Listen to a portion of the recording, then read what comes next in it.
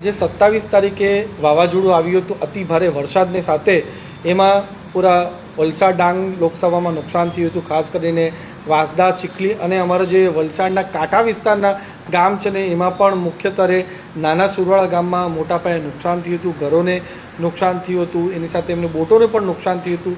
અને તરત તંત્ર અને અમારા ભારતીય જનતા પાર્ટીનું સંગઠન, ઉપતે સાંસદ અને અમારા ધારાસભ્ય શ્રી ભરતભાઈ પટેલ, અમારા જિલ્લા પંચાયતના સભ્યશ્રીઓ બધે સાથે મળીને કામ કર્યું। અમારા પીડીઓ સાહેબે પણ તરત જ બીજા દિવસથી સર્વેની કામગીરી ચાલુ કરી દીધી। એના પછી મેં પોતે પણ મુખ્યમંત્રી ભૂપેન્દ્ર પટેલ સાહેબને લેટર લખ્યો અને એના પછી અમારા ધારાસભ્ય ભરતભાઈએ પણ લેટર લખીને ભરતભાઈએ પણ યોગ્ય સ્તર રજૂઆત કરી। અમે બધાએ સાથે મળીને રજૂઆત કરી। એના થકી 7 દિવસના રેકોર્ડ દરમિયાન 14,12,000 આપણા નાના સુરવાળા ગામને સહાયતા પહોંચાડવામાં આવે છે। ટોટલ 100 ઘરોમાં નુકસાન થયું છે।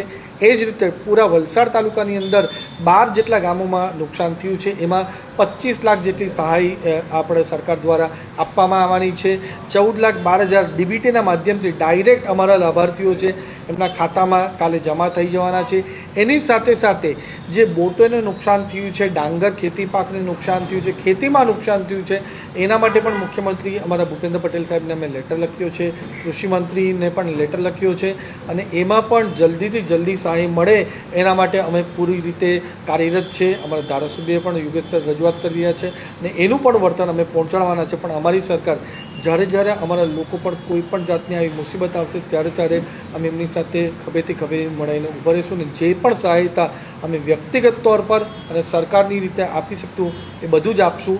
આજે 14,12,000 રૂપિયા અમારા સુરવાળા, ટોટલ વલસાડ તાલુકામાં 25 લાખ, એ રીતે વાંસદામાં પણ 30,81,000 જેટલા રૂપિયા અમે ત્યાં પણ ફાળવણી કરવામાં આવી છે। એટલે આ જ રીતે અમારી સરકાર લોકો માટે કામ કરતી રહેશે।